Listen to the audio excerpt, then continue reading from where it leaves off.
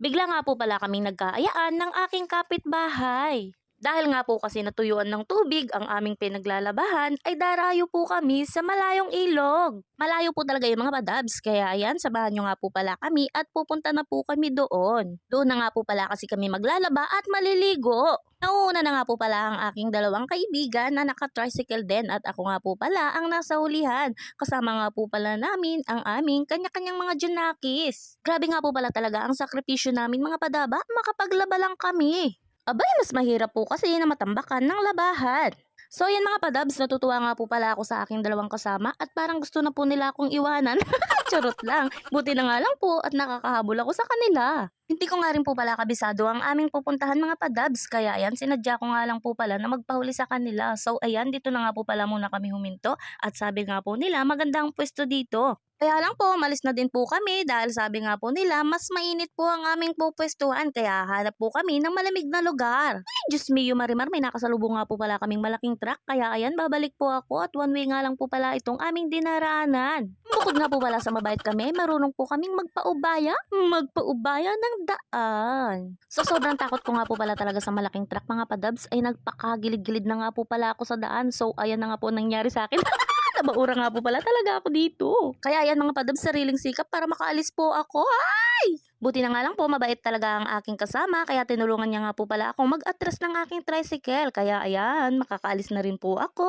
Pinauna ko pa nga rin po pala sila mga padabs dahil hindi ko nga rin po pala talaga alam kung saan ang aming pagpupwestuhan.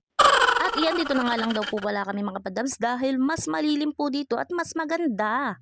Ibinaba na nga po pala namin ang aming kanya-kanyang dala at pagkatapos nga po pala naming ibaba ay mag-uumpisa na po agad kaming maglaba. Oh, shout out nga po pala sa mga nakaranas niyan. At shout out po sa mga taga-probinsya na nakakaranas nito. Ang saya po, 'di ba? Ganadong ganado nga po pala ako sa aking paglalaba dahil napakalinis po ng tubig at ang lakas pa, ang lakas po ng agos. Habang naglalaba nga po pala kami mga padabs ay pinag-iisipan po namin kung kailan po ulit kami pupunta. Sino nga po ba kasi ang hindi mawiwili dito mga padaba? Ang ganda po kasi na napagpwestuhan namin kasi ang galing po pumili ng aking kasama. Ako nga po pala ang pinakamaraming dalang labahan sa kanilang mga padaba kaya sabi ko nga po sa kanila ay huwag niyo akong iiwanan. Dahil takot ka po pala akong iwanan nila at alam kong di naman po nila yung gagawin, binilis-bilisan ko pa rin po ang aking paglalaba. Ang saya nga po pala talaga dito mga padabs dahil bukod nga po doon ay nag-i-enjoy pa po ang aming mga junakis sa pagligo. At yan mga padabs, pagkatapos ko nga po pala maglaba, ay naisip ko nga po pala na umakyat sa malaking bato. At dahil nakakita nga po pala ako ng sanga, naisipan ko nga po pala na ito'y sakyan. Gawain ko nga rin po pala ito nung bata pa ako mga padaba. At dahil dyan, tuwang-tuwa nga po pala ang aking mga kasama mga padabs dahil akala nga po nila ay mararapak yung sanga ng aking pinaglalambitinan. At dahil mas tuwang-tuwa nga po pala ako sa kanila, ayan, paulit-ulit ko na nga po palang ginawa yon. Ginawa ko nga po palang siso. Napakasarap nga po pala talaga maging bata mga padabs, kaya naalala ko nga po pala nung ako'y bata pa. Lang sa nga rin po kasi ang narapak ko noon sa ganitong gawain. Habang nakasakay nga po pala ako sa sangay, inaya na nga rin po pala ako ng isa kong kasama na maligo na nga daw po pala kami at magpaanod.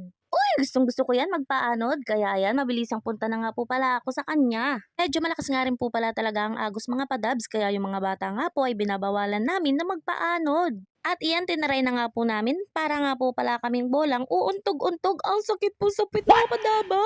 At ang saya naman po talaga mga padaba, napakasaya po talagang pumunta dito. Kaya nagpaulit-ulit nga po pala kaming magpaanod mga padaba, pero nainip na nga po pala yung isa naming kasama, kaya inaya na nga po pala kaming maligo. Umahon na nga po pala kami mga padabs at maliligo na po kaming sabay-sabay. Sarap po talaga maligo dito mga padaba.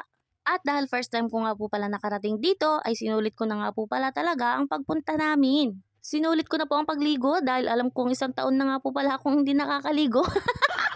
Nga po pala yung aming mga junakis ay ayaw pa rin pong umahon. Magmula nga po pala pagrating namin ay nakababad na nga po pala sila sa tubig. Nakakagutom nga rin po pala talaga mga padabs pag nakababad ka sa tubig kaya nag-aya na nga po pala akong umuwi at nagugutom na ako. Kaya yan, na-ready na nga po pala namin ang aming mga dalahin at ready na nga rin po pala kaming umuwi. Pero hindi po ako ready mauna kaya sila na naman po ang aking pinauna. Uy, malayo-layo na naman po ang aming uuwian mga padabs. Pero masaya naman po talaga. Susunod na balik nga po pala namin ay magbabaon na po kami ng pagkain. Saan lang po kasi ang aming pag-ayaan mga padaba kaya hindi po ako naka-ready na magdala ng pagkain. Ang ganda din po ng mga talawan dito mga padaba, ang ganda po ng mga puno at ang fresh po. Gutom na nga rin po yata yung isa kong kasama mga padaba kaya ang bilis niya nga po palang magpatakbo. Ayan, tuduhabol naman ako. Uy, nakasalubong na naman po namin yung nasalubong namin kaninang malaking truck. Nakakatakot din po pala mag-drive dito mga padaba pag mabilis ka kasi hindi mo nga po pala agad makikita ang iyong kasalubong. Meron po kasi talagang parte na madamo ang iyong daraanan. Tinangalang po talaga ay wala namang nadidisgrasya. So ayun, nawala na nga po pala yung aking sinusundan at sobrang bilis niya nga po palang magpatakbo. Buti na nga lang po, sanay humabol si Bungis-ngis TV Vlog. Maraming salamat nga po pala sa mga nanonood ng aking video at manunood pa lang, wag nyo nga po palang i-skip ang aking ads. Maraming salamat po!